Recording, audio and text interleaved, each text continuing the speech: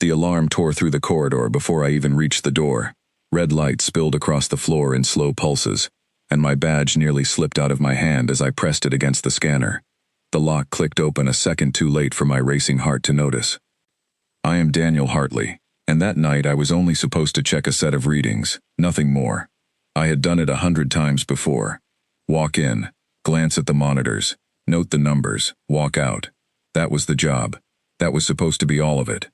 But the moment I stepped into the containment wing, I knew something had changed.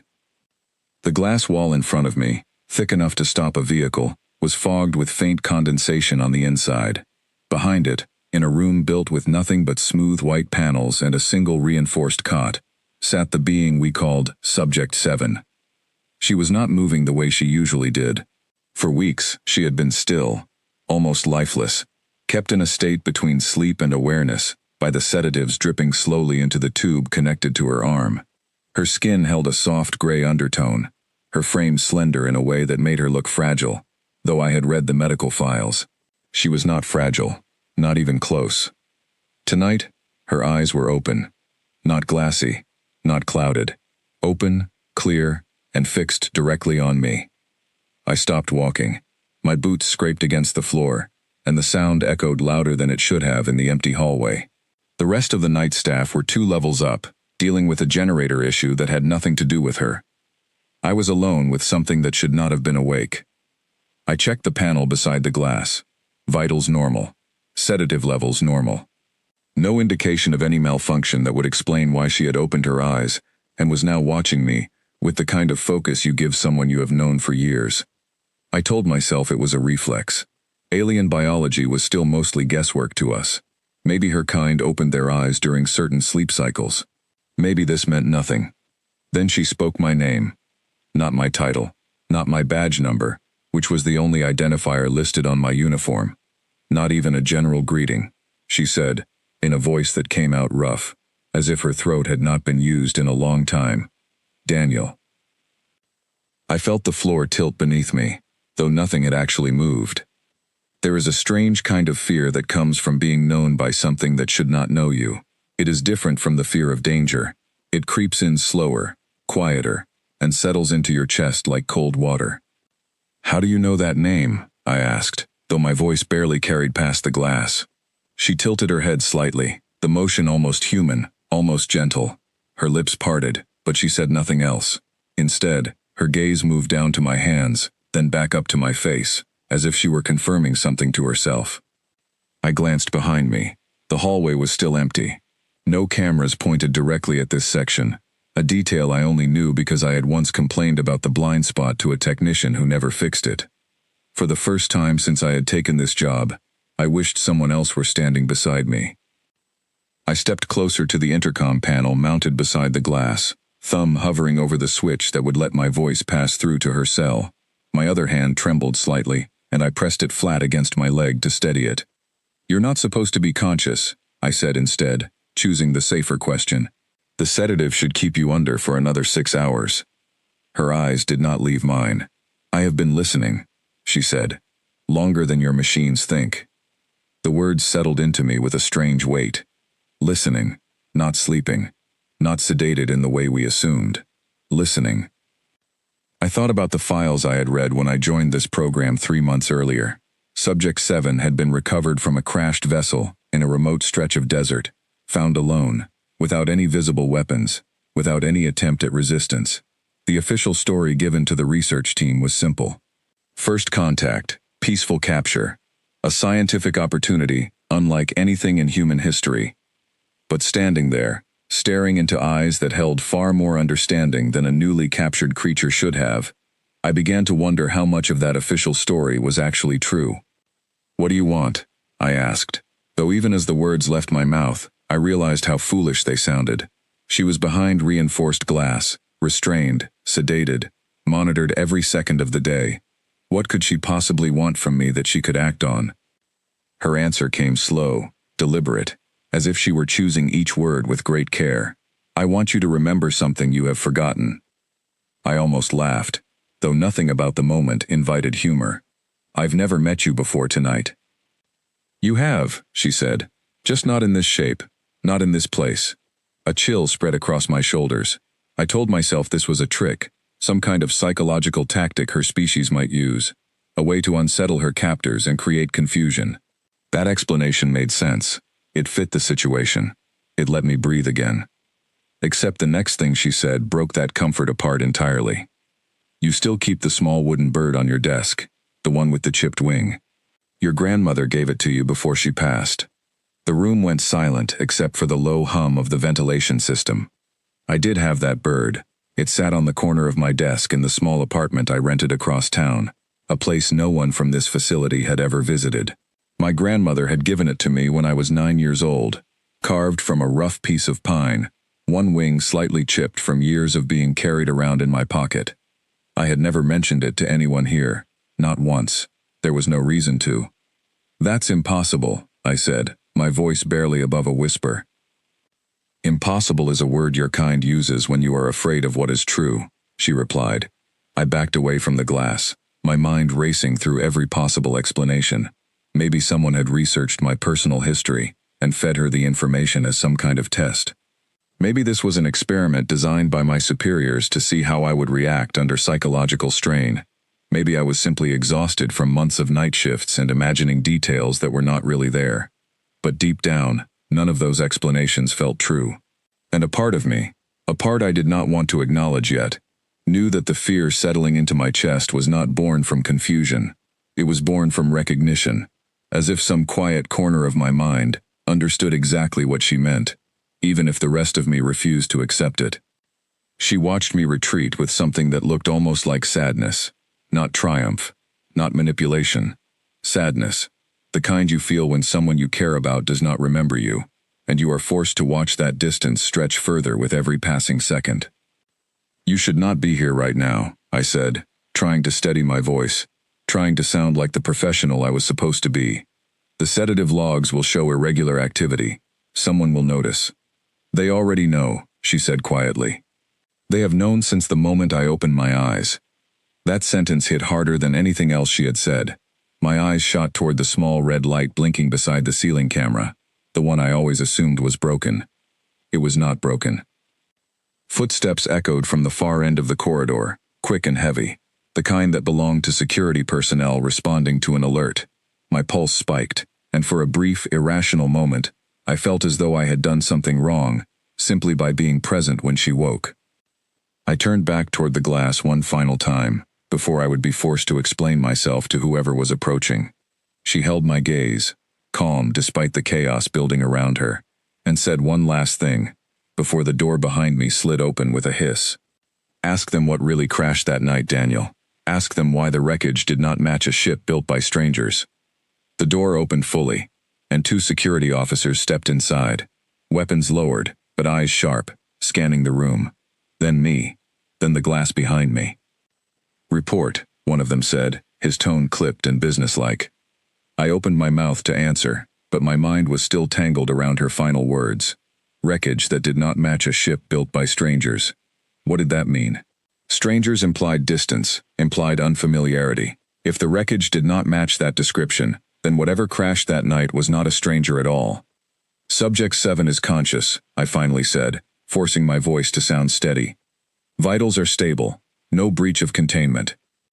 The officer studied me for a long moment, then turned toward the glass, where Subject 7 had already closed her eyes again, her posture returning to the same still, quiet state I had grown used to seeing over the past several weeks.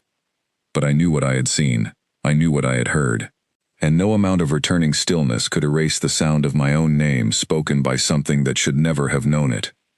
As the officers moved past me to check the room controls, I lingered near the glass one moment longer, staring at her closed eyes, replaying her words over and over in my mind. Ask them what really crashed that night. I did not know it yet, but that single question would unravel everything I believed about the program I worked for, the history I thought I understood, and the quiet, ordinary life I had built for myself before stepping into this building 3 months ago. Whatever she was, whatever she wanted from me, one thing had already become clear. She was not the only one being watched that night. I did not sleep that night. I sat on the edge of my bed with the wooden bird in my hand, turning it over between my fingers. staring at the chipped wing, as if it might explain how a creature locked behind reinforced glass could possibly know it existed. By the time the sun rose, I had made a decision that would change everything. I was going to find out what really happened the night Subject 7 arrived at our facility. The official file was thin, almost suspiciously thin, for something as significant as first contact with an intelligent species. It stated that a vessel of unknown origin had entered the atmosphere over a remote desert region, lost stability, and crashed roughly 40 kilometers from the nearest town. Recovery teams arrived within hours, found a single survivor, and transported her to our facility, under a classification level higher than anything else in the building. No mention of debris analysis, no mention of engine composition, no mention of language markings or technology origin. Just a clean, simple story wrapped around a very complicated situation. I requested access to the recovery logs through my research terminal, using my limited clearance to justify the search as part of ongoing biological analysis.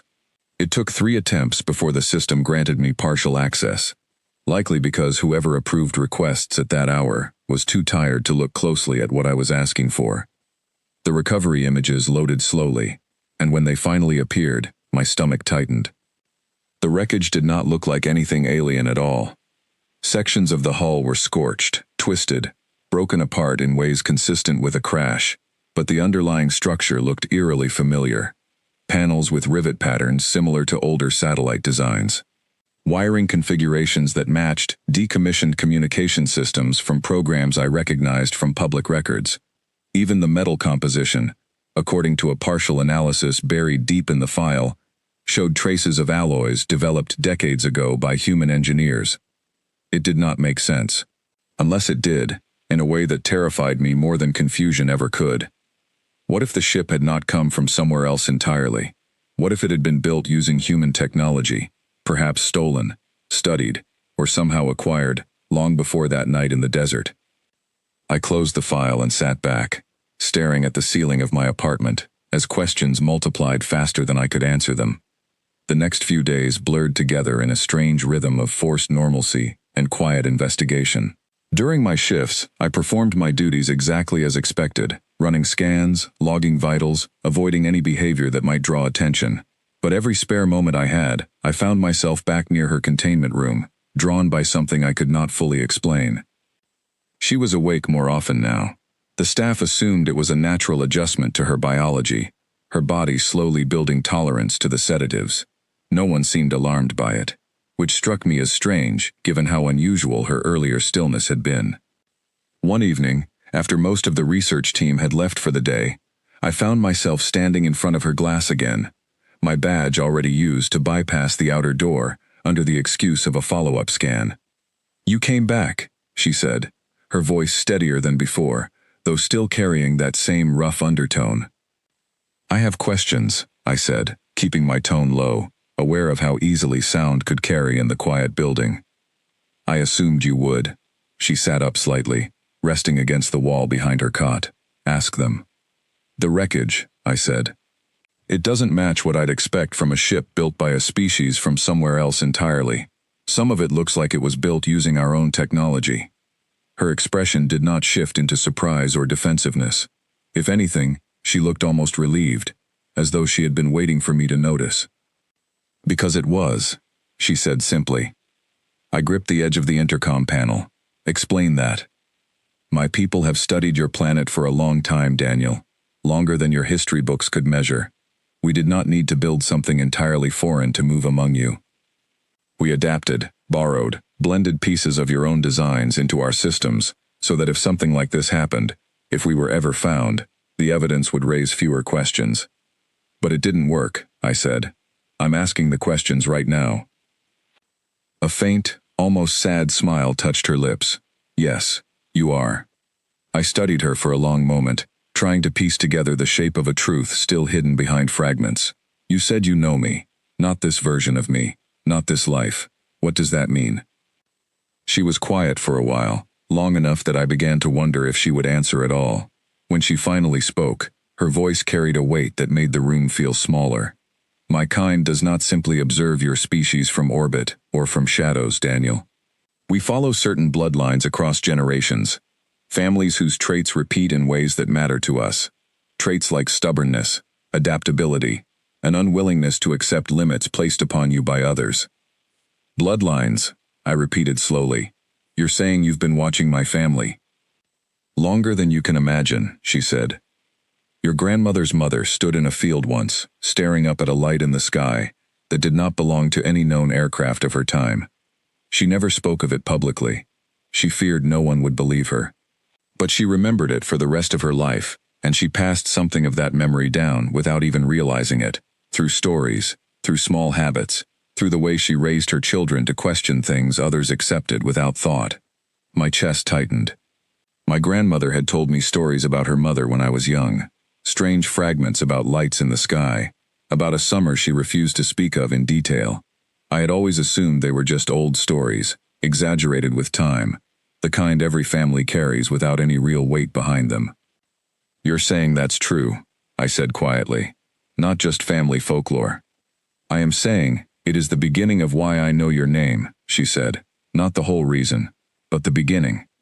I stepped back from the glass, my thoughts spinning faster than I could organize them. Somewhere down the hall, a door opened, followed by muffled voices moving in our direction. I recognized one of them immediately, the sharp, clipped tone of Colonel Marcus Kane, the man who oversaw operations for this entire section of the facility. You need to go, she said quickly, her posture shifting back into the calm stillness the staff had grown used to seeing. If they find you here again, asking questions like these, it will not end well for either of us. I hesitated only a moment before stepping away from the glass and moving toward the side exit, slipping through just as the main door opened behind me.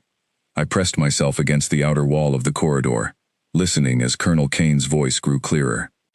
I want a full review of her sedative levels, he said, his tone carrying the kind of authority that discouraged questions. If she is adjusting faster than projected, I want to know why, and I want it contained before anyone outside this program starts asking about it. Another voice, calmer, more measured, responded. Understood, sir. Though if her biology is simply adapting naturally, there may not be much we can do to slow it. Then we accelerate the timeline, Kane said. I am not interested in complications. This program has one purpose, and that is control. If she becomes unpredictable, we lose that control. I stood frozen against the wall, my pulse hammering in my ears. Accelerate the timeline. Control. The words carried an implication I did not want to fully accept, but could not ignore either.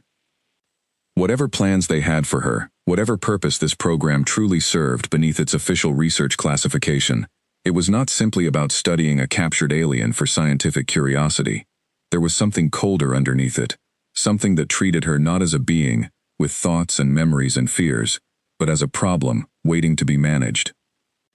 I waited until their voices faded further down the corridor before slipping back toward the main research wing, my mind racing through everything I had just heard. Over the following days, I began noticing details I had overlooked before, the way certain staff members avoided direct conversation about her origin, the way requests for additional information about the crash site were consistently denied, citing classification restrictions far above anything I had access to. The way security around her containment area had quietly increased, with 2 additional officers now stationed at the entrance during every shift. I also began noticing something else. Someone was watching me. At first, it was subtle. A colleague, Peter Doyle, lingering a little too long near my workstation, asking casual questions about my research progress that felt more like probing than genuine curiosity. Then it became less subtle. My badge access logs, which I checked out of growing paranoia, showed a review flag attached to my recent movements, something I had never seen before in 3 months of working here. I understood, with a cold certainty settling into my chest, that my late-night visits had not gone unnoticed. Someone was tracking my behavior, waiting to see what I would do next. That should have been enough to make me stop. It should have been enough to convince me to walk away, to return to my simple role of checking vitals and logging numbers, to forget the questions stirring inside me, and let this program continue on its intended path without my interference. But every time I closed my eyes, I saw her face behind that glass, calm, despite everything, carrying a kind of sorrow that had nothing to do with fear for herself, and everything to do with something larger she seemed to already understand. 2 nights later, I found a small note left on my desk, folded carefully, written in handwriting I did not recognize. It contained only a short warning.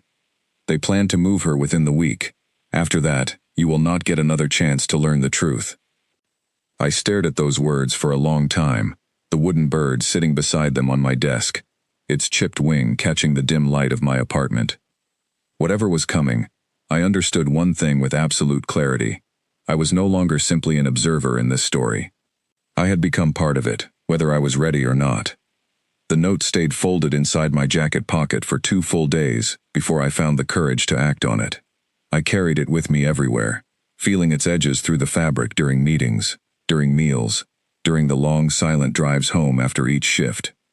Someone inside this facility wanted me to know the truth before it disappeared. That thought alone kept me from sleeping properly, kept my mind circling the same unanswered questions over and over. If she was going to be moved within the week, then whatever remained of this story needed to unfold quickly, before the opportunity closed forever. I returned to her containment room on a night when the building felt unusually quiet, the kind of quiet that made every footstep sound louder than it should. Most of the senior staff had left early for a scheduled briefing in another section of the facility, leaving only a skeleton crew behind. It was not a perfect opportunity, but it was the best one I was likely to get. She was sitting upright when I approached the glass, as though she had been expecting me.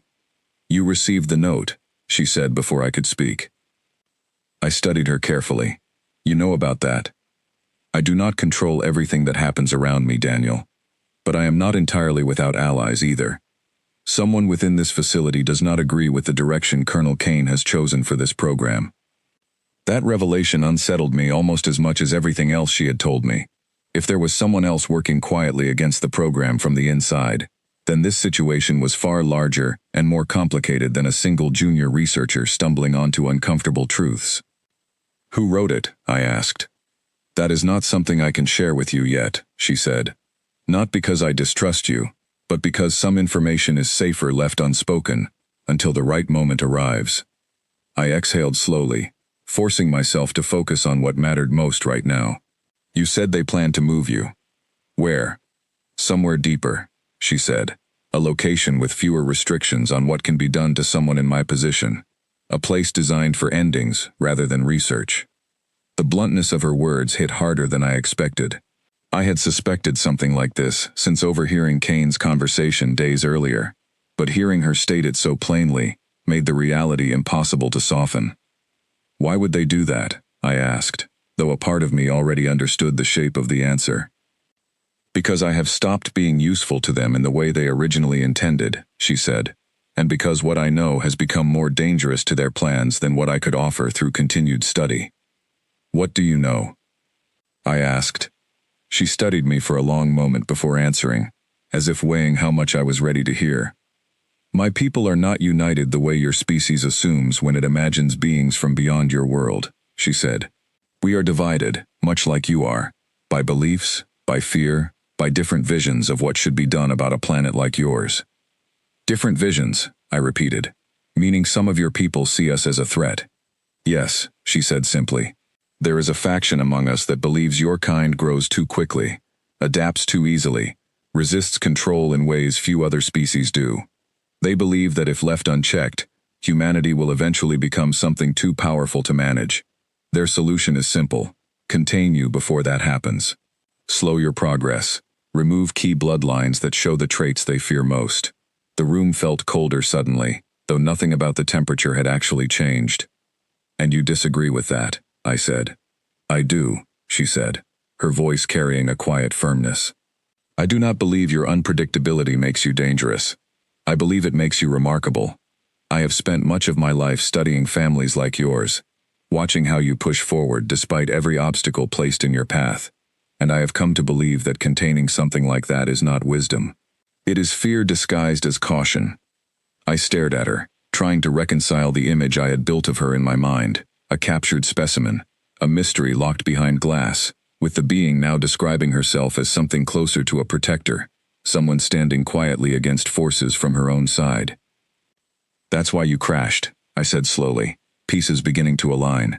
"You weren't just observing. You were running from something. I was retrieving information, she said.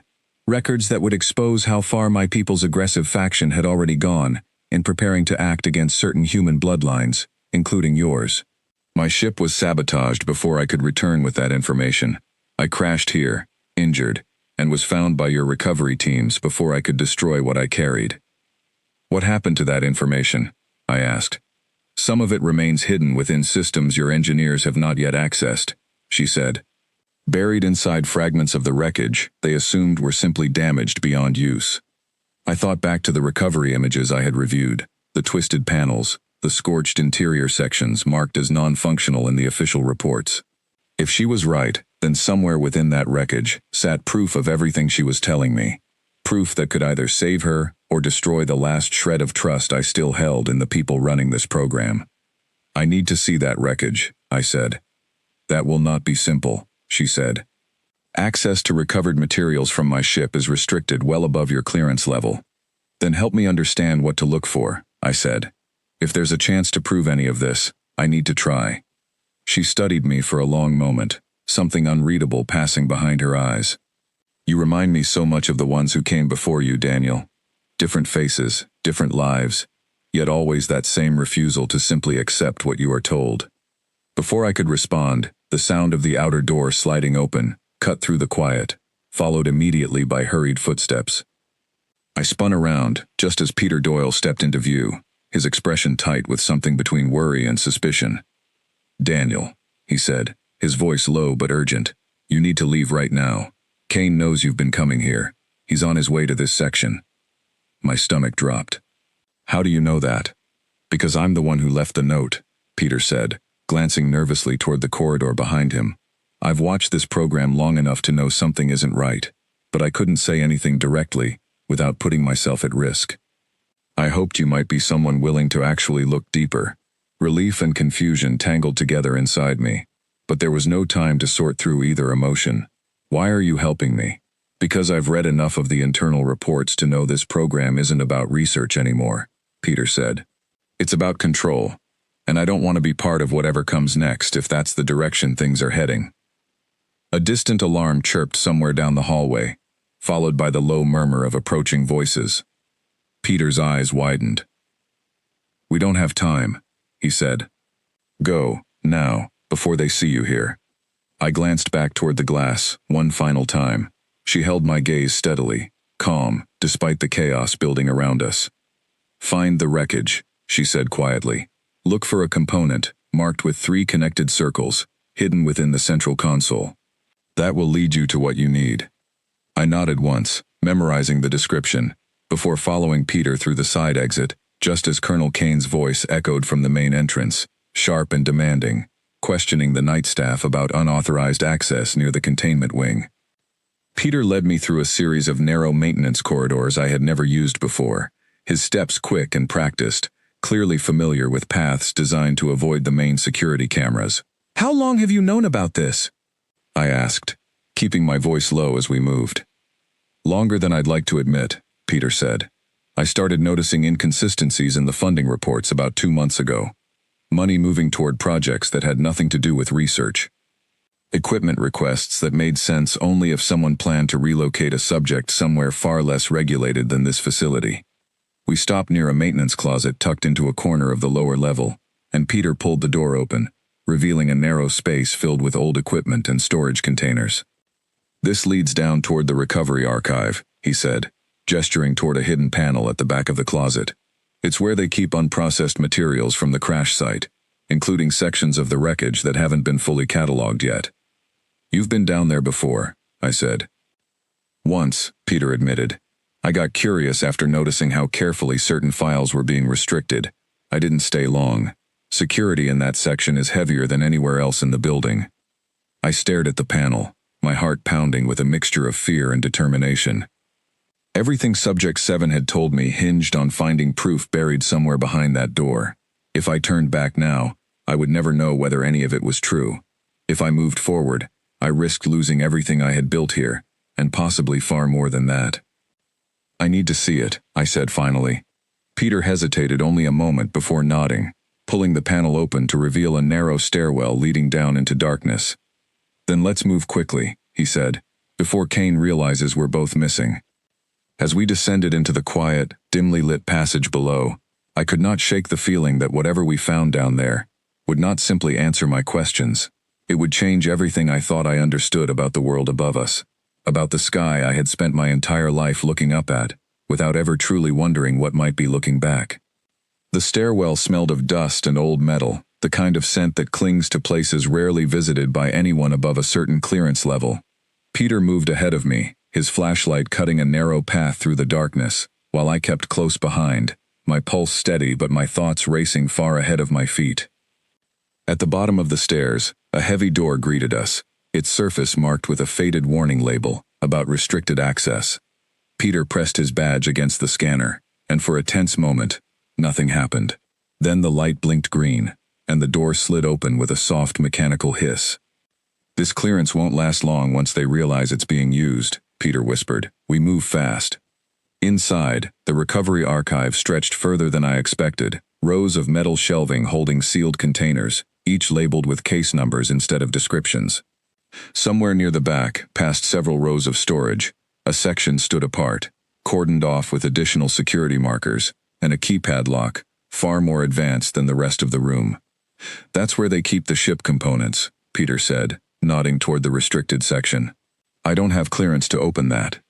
I thought back to Subject 7's description, the component marked with 3 connected circles hidden within the central console.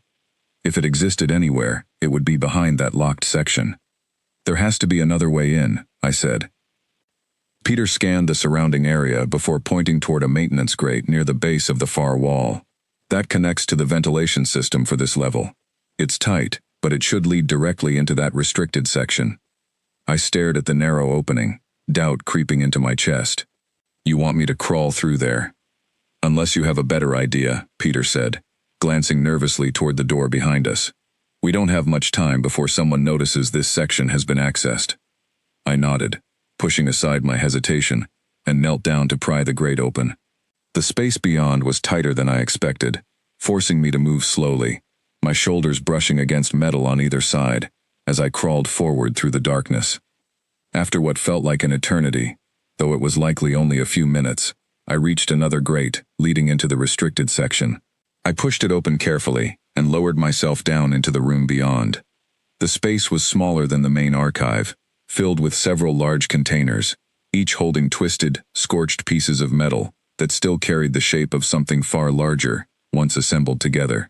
I moved between them carefully, searching for anything resembling the description she had given me. Near the back of the room, half hidden beneath a tarp, I found a section of what looked like a central console, its surface cracked but largely intact. I pulled the tarp aside and examined it closely, my fingers tracing along damaged panels until I found it. 3 connected circles, etched faintly into a small component embedded within the console's frame. My hands trembled slightly as I worked the component loose, careful not to damage whatever data it might hold. Once free, I turned it over in my palm, studying the strange material it was made from, unlike anything I had seen in standard human technology, yet somehow still carrying traces of familiar engineering principles woven into its design. A sudden burst of static crackled through a small radio clipped to my jacket, one Peter had given me before we separated. His voice came through, hushed and urgent. "Daniel, they know something's wrong. Kane just ordered a full lockdown of this level. You need to get out now." My stomach tightened. I found it. I'm on my way back. I moved quickly toward the grate, pushing the component securely into my jacket pocket, before climbing back into the ventilation system. The crawl back felt longer, my movements hurried, every distant sound outside the metal walls sending a fresh wave of adrenaline through my body. When I finally dropped back down into the main archive, Peter was waiting near the stairwell, his expression tense. "We need another way out," he said. "They've sealed the main stairwell above us." "Is there another route?" I asked. Peter hesitated, then nodded toward a service elevator tucked into the far corner of the archive, one clearly meant for transporting heavy equipment rather than personnel. "That connects to the lower research levels. It's not ideal, but it might be our only option right now." We moved quickly toward the elevator, and Peter worked the manual controls, forcing the doors open despite the restricted access warning flashing across the panel. Inside, He pressed the button for the lowest level, and the elevator groaned into motion, descending slowly through the building. "Where does this lead?" I asked. "Toward the containment wing," Peter said. "If we're fast, we might be able to reach her before they move her out." My chest tightened at the thought. If Kane had already initiated a lockdown, then whatever plans he had for relocating Subject 7 were likely already in motion. Every second mattered now. The elevator doors opened onto a corridor, eerily similar to the one I had walked countless times before, though tonight it carried none of its usual calm. Emergency lighting bathed the walls in dim red, and the distant sound of hurried voices echoed from somewhere further down the hall.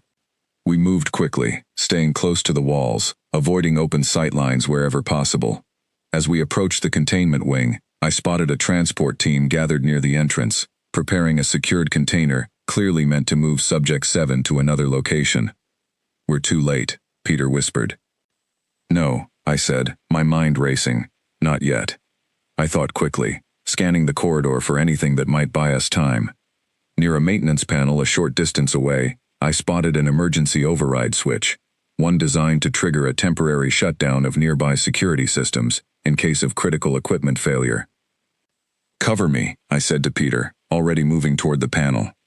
I pulled the override switch, and a low alarm began sounding through the corridor, distinct from the earlier lockdown alert. Emergency lighting flickered briefly, and for a few crucial seconds, the security systems near the containment entrance stuttered offline. The transport team, caught off guard by the sudden alarm, moved to investigate the malfunction, giving me just enough of an opening to slip past them toward the containment room. Inside, Subject 7 stood near the edge of her cell, already aware that something had shifted in the building around her. "You came back," she said, her voice steady, despite the chaos beyond the glass. "I found what you asked me to find," I said, pulling the small component from my jacket and holding it up for her to see. Her eyes widened slightly, something between relief and disbelief crossing her expression. "Then you understand now. This changes everything." "I need to get you out of here," I said, moving toward the control panel beside her cell, "before they realize what's happening." "Daniel, listen to me carefully," she said, her tone shifting into something more urgent. "What you are about to do will not simply free me. It will expose truths this program has spent years hiding. There will be consequences neither of us can fully predict."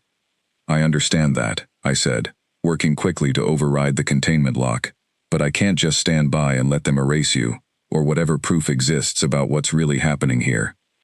The lock released with a soft click, and the glass barrier slid open for the first time since her arrival. She stepped forward slowly, her movements careful, as if testing the reality of the moment unfolding around her. "Thank you," she said quietly.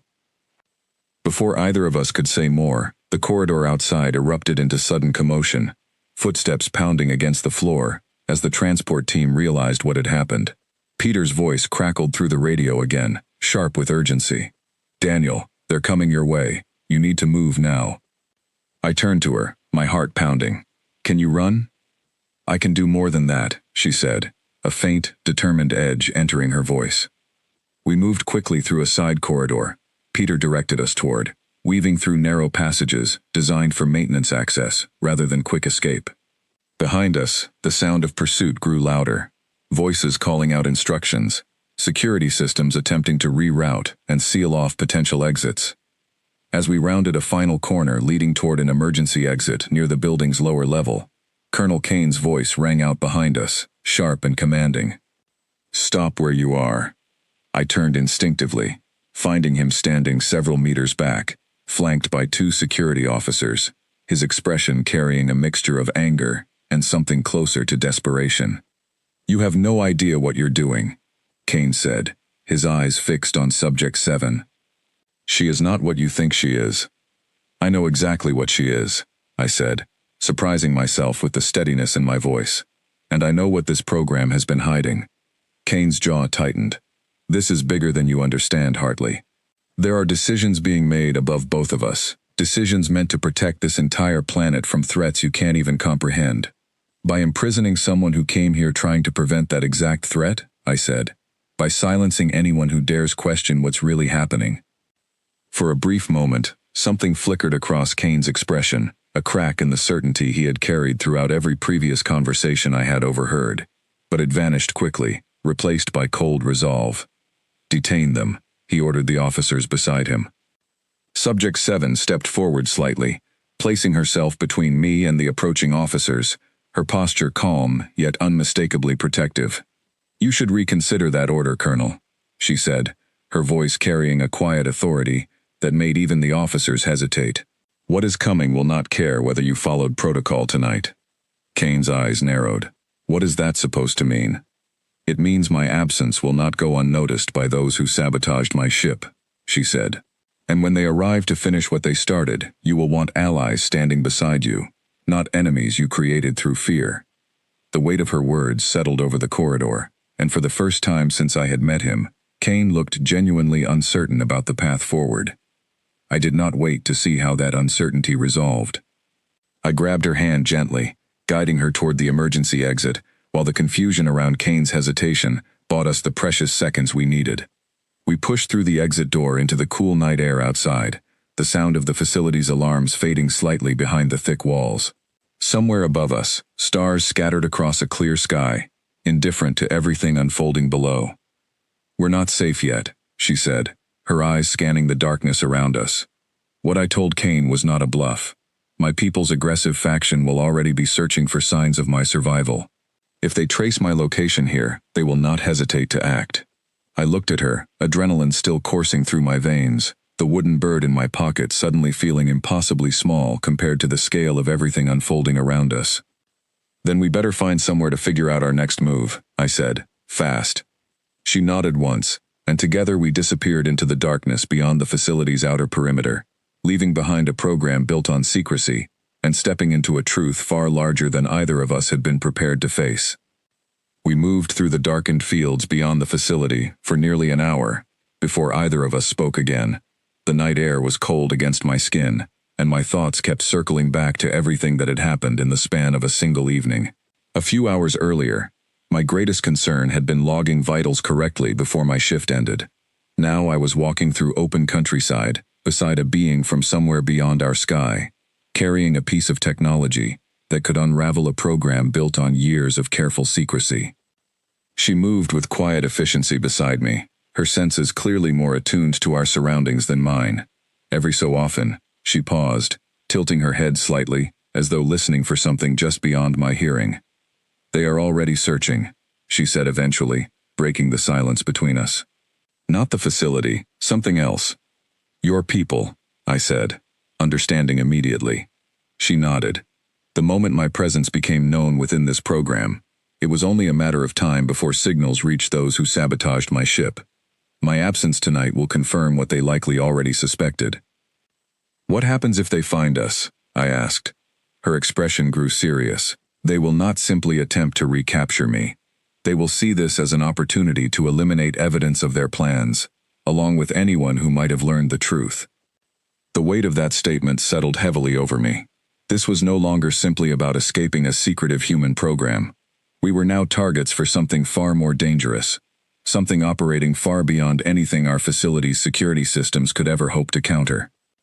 We found temporary shelter within an abandoned structure near the edge of a small farming community, far enough from the facility to avoid immediate detection, yet close enough to remain within reach of resources we might need later. Inside, dust-coated old furniture left behind by whoever once lived there, and moonlight spilled through cracked windows, casting pale light across the room. I pulled the small component from my jacket pocket, turning it over carefully in my hands. "What exactly does this contain?" "Proof," she said, settling onto a worn chair near the window. "Records detailing the aggressive faction's plans, including specific bloodlines they intended to target, along with methods they developed to suppress key traits within those bloodlines over time." "Including mine," I said quietly. She met my eyes, something gentle yet firm settling into her expression. "Your family has appeared within their records for several generations, Daniel. Not because of anything extraordinary, any single member accomplished, but because of a pattern repeated consistently through your bloodline. A refusal to remain passive in the face of forces meant to control you."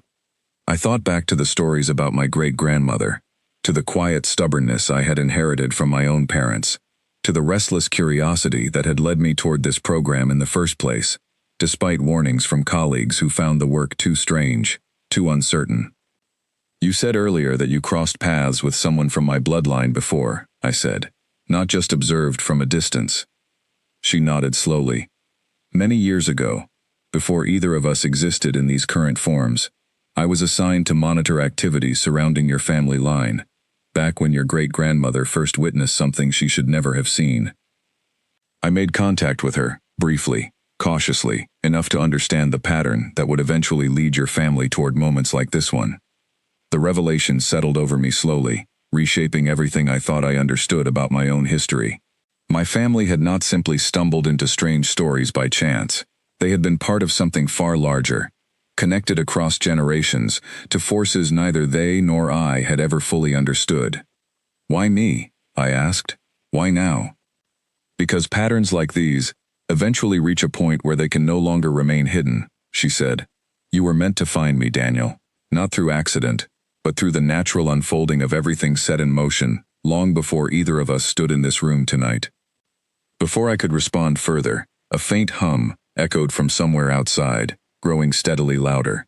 Subject 7 rose quickly, moving toward the window, her expression shifting into sharp focus. "They've found us," she said. I moved beside her, peering through the cracked glass toward the open field beyond. A soft glow pulsed faintly in the distance, growing brighter as it approached, accompanied by a low mechanical whir, unlike anything I had ever heard. "We need to move," she said, already turning toward the door. We slipped out into the night, moving quickly through the fields, the glow behind us growing steadily closer. My mind raced, searching for any possible advantage, any plan that might give us a chance against whatever was pursuing us. "The component," I said suddenly. "If we can transmit its contents somewhere secure, somewhere beyond their reach, the truth survives even if we don't." She glanced at me, understanding immediately. "There is a signal relay station, roughly 2 kilometers from here, built originally for agricultural monitoring. It still holds a connection to broader communication networks." "Then that's where we're headed," I said. We pushed forward through the darkness, the glow behind us intensifying with every passing minute. My lungs burned from the exertion, but the thought of everything unraveling now, after everything we had risked to reach this point, pushed me forward despite the exhaustion building in my legs. As we crested a small hill overlooking the relay station, the pursuing light finally revealed its source. A sleek, low-profile craft descended slowly into the field behind us, its surface shifting with a strange, almost liquid quality under the moonlight. "Keep moving," Subject 7 said, urgency sharpening her voice. "I will handle what comes next."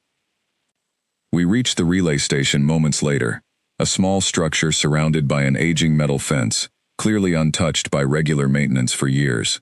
I worked quickly to bypass the outer lock, while she remained near the entrance, watching the field behind us with careful attention. Inside, old equipment hummed weakly to life as I connected the component to a functioning terminal, praying silently that the technology would recognize and properly interpret whatever data it contained. "Come on," I muttered, watching the screen flicker uncertainly.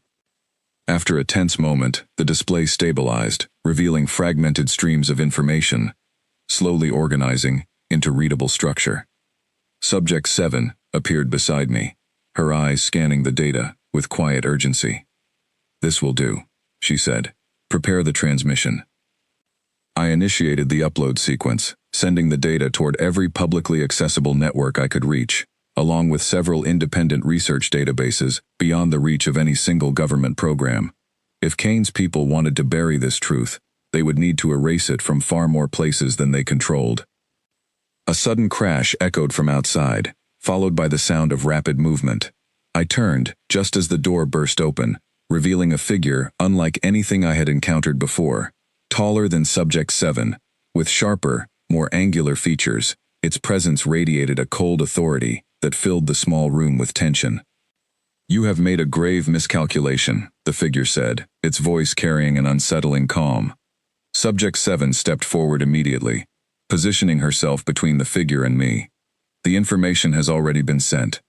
Whatever you intend to do now will not undo what has been revealed. The figure's gaze shifted toward me briefly before returning to her. Then you understand what must happen next. I understand that your faction's plans have failed, she said firmly. The bloodlines you sought to suppress will now be protected by knowledge your own people cannot erase. For a tense moment, silence stretched between them, thick with unspoken history I could only guess at. Then, without warning, the figure moved swiftly toward the terminal, attempting to disrupt the ongoing transmission. I acted instinctively, stepping between the figure and the console, refusing to let months of hidden truth be silenced in these final crucial seconds. Move aside, the figure said, its tone carrying a warning I chose to ignore. No, I said, my voice steadier than I expected given the fear pulsing through my chest. Not this time. The figure studied me for a long moment, something almost like curiosity flickering behind its otherwise composed expression. You truly are exactly as the records describe. Before anything further could unfold, a series of distant lights flickered across the field outside, accompanied by the low rumble of approaching vehicles. Peter's voice crackled faintly through the radio still clipped to my jacket. Daniel, we tracked your location. Kane's forces are inbound, but so is something else, something not human. You need to hold on just a little longer. The figure's attention shifted briefly toward the growing commotion outside, a flicker of calculation passing behind its eyes. Whatever advantage it had hoped to seize in this moment had clearly begun slipping away. This is not finished, the figure said finally, stepping back toward the doorway. But tonight, you have bought yourselves time you may not fully understand the value of. With that, it disappeared into the darkness outside, moving with a speed that defied normal human capability, vanishing before either of us could react further. Subject 7 exhaled slowly, tension easing slightly from her posture. The transmission is complete, she confirmed, glancing toward the terminal screen. The truth is out now, spread far enough that silencing it entirely will no longer be possible. I sank against the wall, exhaustion finally catching up with the adrenaline that had carried me through the past several hours. What happens now? She turned toward me, something calm yet resolute settling into her expression. Now, your people will have a choice to make, whether to accept the truth revealed tonight, or continue pretending certain forces do not exist beyond your understanding. Outside, the sound of approaching vehicles grew louder, mixing with distant voices calling out instructions. Whatever awaited us beyond these walls, whether from Kane's forces or something else entirely, I understood that the world I had known before tonight no longer existed in the same simple form it once had. You said earlier that I remind you of the ones who came before me, I said quietly. What happened to them? She was silent for a long moment before answering. Some lived quiet lives, unaware of the larger pattern connecting their choices to something greater. Others, like you, found themselves standing exactly where history required someone to stand, even when they never asked for that responsibility. And you? I asked. What happens to you now? That depends on what your people decide to do with the truth you have given them, she said. But whatever happens next, I no longer stand behind glass, waiting silently for decisions made without my voice included. The vehicles outside came to a stop near the relay station, and for a brief moment, silence settled over the field, heavy with uncertainty about what would happen when that door opened again. I looked toward her, steadying my breath, preparing for whatever conversation, confrontation, or reckoning awaited us both. Whatever happens, I said, I'm glad I asked the question that night. A faint, genuine smile touched her lips, the first true smile I had seen from her since this entire journey began. So am I, Daniel. As the door finally opened, revealing figures silhouetted against the pale light of early dawn breaking over the horizon, I understood that this moment marked not an ending, but the beginning of a much larger story, one that would eventually reach far beyond this small relay station, far beyond this single night, and far beyond anything either of us could fully predict. Somewhere above us, the sky stretched wide and quiet, holding secrets it had carried long before either of us had been born, secrets that were finally beginning to surface into the light. And for the first time since this entire journey began, I no longer felt like someone standing on the outside of that truth, staring in through glass. I felt like someone finally standing within it,